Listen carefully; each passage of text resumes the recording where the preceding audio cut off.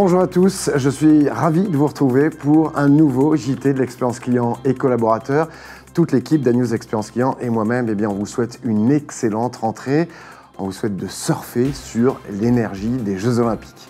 Et dans cette édition de rentrée, on parlera entre autres de l'aide de l'IA pour préparer ses prochaines vacances, des banques en ligne, des boulangers, du secteur auto. Et mon invité du mois sera Hervé Racine, le Country Manager France, Maroc et Italie de Sabio. Mais en attendant, si on parlait encore un petit peu de vacances et d'intelligence artificielle, la fidélité des clients du secteur touristique est toute relative puisque 64% déclarent ne pas être loyaux envers une enseigne unique. Et l'expérience de la préparation d'un voyage, qui est chronophage et complexe, est certainement le point crucial dans le parcours client. Didu, leader français dans la conception des chatbots, callbots et voicebots, propose une infographie intéressante autour des tendances et des préférences des Français en matière de réservation de voyage. Il semble que l'IA bouleverse déjà les attentes et les pratiques. Alors que 82% des répondants ont recherché leur destination sur la toile, 72% attendent que les entreprises intègrent l'IA pour améliorer l'expérience client, notamment autour de la préparation du voyage à 61%. Mais seuls 41% sont prêts à discuter avec un chatbot plutôt qu'avec un agent dans certaines situations. Les plus jeunes sont les moins réfractaires puisqu'on atteint 62% chez les 18-24 ans. Les voyages en IA forment donc la jeunesse. À ce propos, le chiffre du jour, une entreprise sur 10 utilise déjà l'intelligence artificielle. Les banques en ligne sont aussi en ligne avec les attentes des clients. C'est ce que révèle une enquête de Think menée par Opinionway. 74% des répondants estiment que ces banques tirent leurs épingles du jeu lorsqu'il s'agit de la gestion quotidienne des finances. Une forte majorité des Français interrogés donne l'avantage à ces banques en ligne par rapport aux établissements traditionnels car elles offrent plus de facilité et de services adaptés à leurs besoins. Néanmoins, 62% souhaiteraient une approche encore plus personnalisée afin de mieux coller à leur situation. Les boulangers, quant à eux, ne s'endorment pas sur leur pétrin. Les chiffres font tourner la tête. Il y a 35 000 boulangeries en France pour 12 millions de consommateurs quotidiens et 6 milliards de baguettes achetées par an. Malgré cette réussite, au printemps dernier, les professionnels de la boulangerie ont lancé une gigantesque consultation afin de continuer à s'adapter aux nouvelles attentes des consommateurs et plus largement l'ensemble des parties prenantes. Résultat, 140 000 votes et 750 propositions ont pu être exprimées. 5 priorités se sont détachées, dont le besoin de transparence, aussi bien sur le fait maison que sur la composition des produits, mais aussi le sujet réseau et clientèle, avec le besoin de créer davantage de liens entre boulangers et consommateurs. Un travail est ainsi lancé pour renforcer le lien social et affectif entre les Français et les boulangers-pâtissiers. Toujours plus de proximité, donc.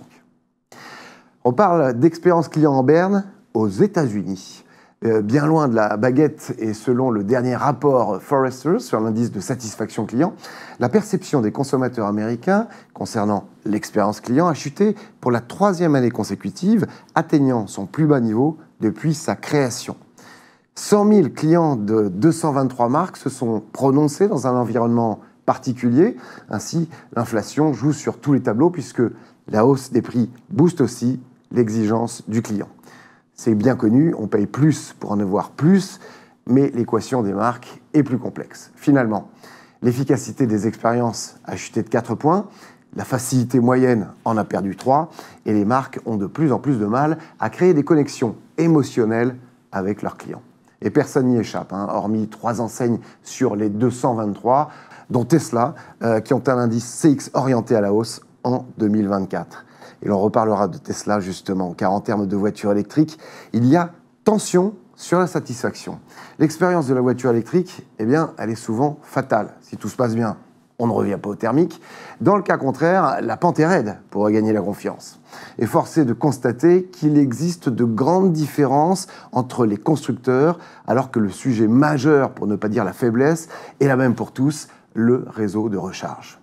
Une étude menée entre mai et juillet auprès de 5000 personnes indique un NPS de 24 en moyenne, avec une pointe de 71% pour Tesla, et seulement 5% de détracteurs pour cette marque, qui est donc en pole position. Porsche arrive en seconde place avec un NPS de 64%, et BMW complète le podium avec 62%. Il ne faut donc pas être très doué en calcul pour imaginer que d'autres font beaucoup moins bien.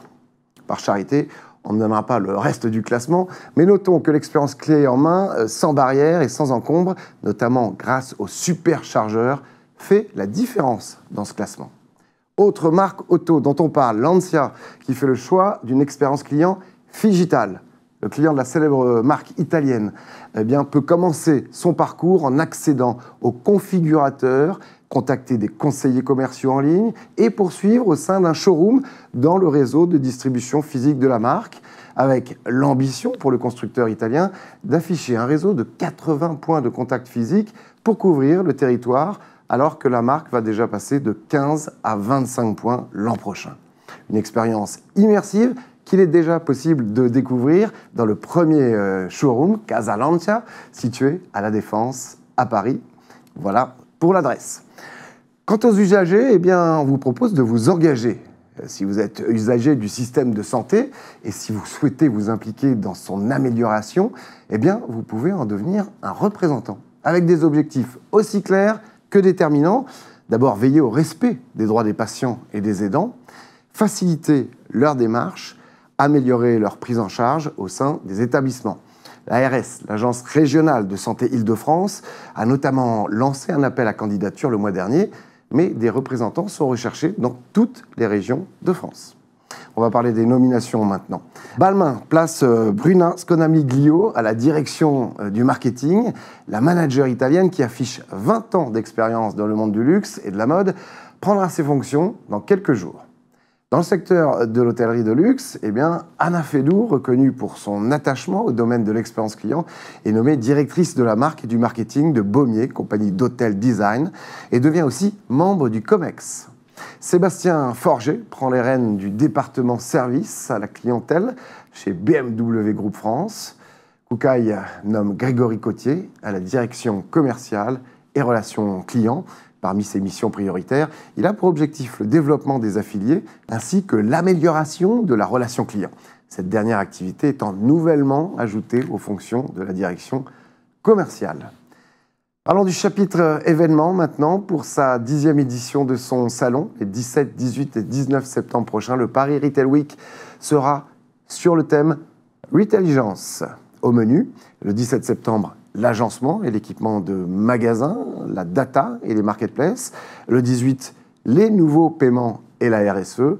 Et le 19, l'expérience client, la logistique et le commerce omnicanal. Et aux mêmes dates, c'est All for Customer à Cannes qui organise son salon One-to-One Meetings afin que vendeurs de solutions et professionnels acheteurs potentiels se rencontrent sur les sujets de l'expérience client, du marketing digital, du e-commerce, de la data ou encore de l'intelligence artificielle. Voilà, il est temps maintenant d'accueillir l'invité du JT. Et pour cette nouvelle saison, on ouvre le bal avec le Country Manager France, Maroc et Italie de Sabio, Hervé Racine. C'est juste après ça.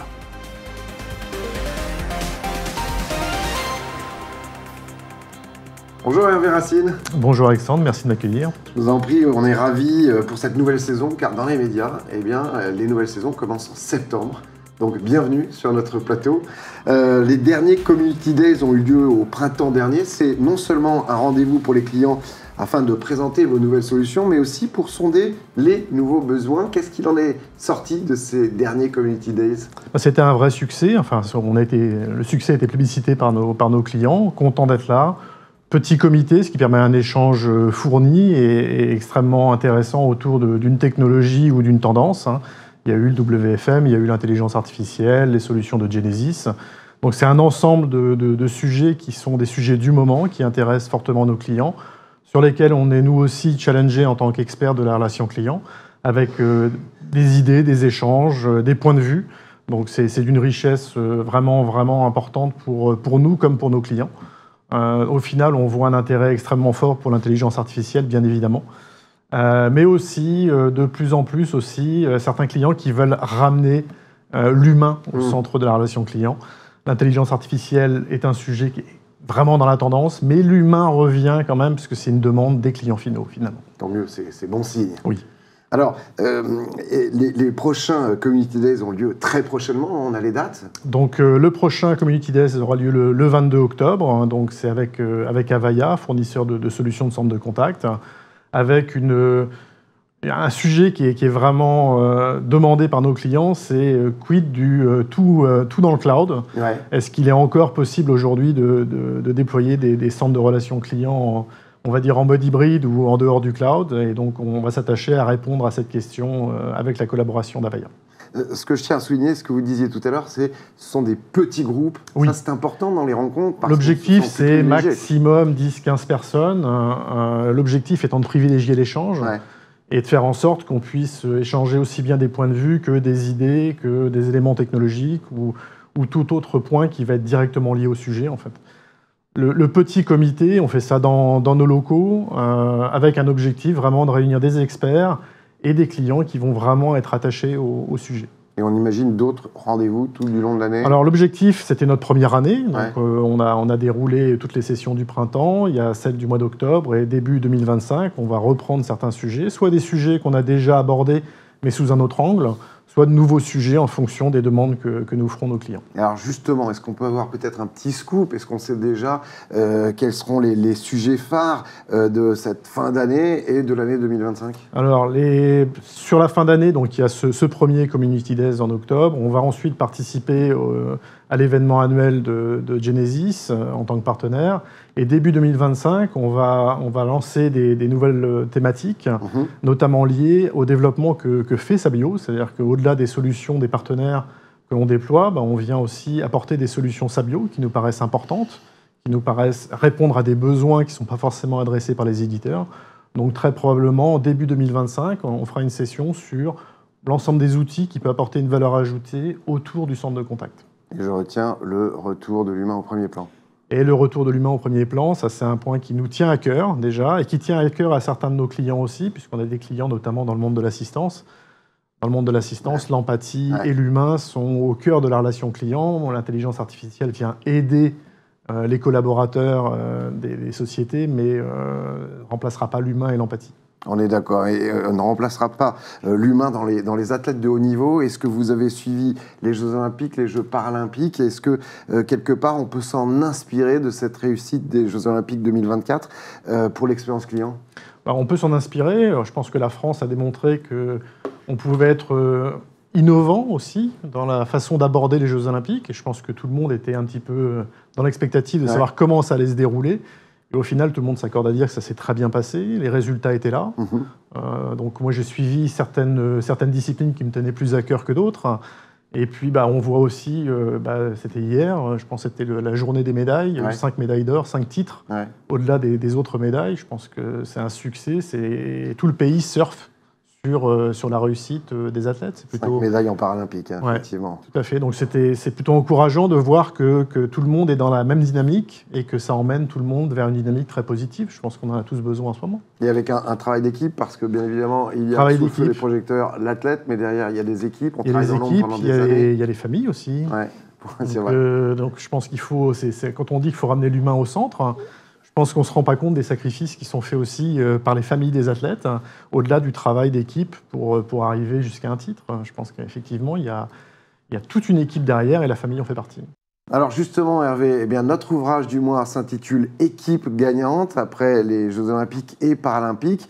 Pourquoi ne pas s'inspirer des succès du sport collectif français pour repenser nos organisations? Béranger Brito propose ce livre qui met en avant le développement collectif et révèle les leviers universels de la performance des équipes dans le monde du sport, une alchimie des dynamiques collectives transposables bien évidemment dans le management des entreprises, mais aussi dans les associations et les services publics. Voilà, c'est aux éditions Diathéno pour la modique somme de 22 €. Merci beaucoup Hervé Racine. Merci encore.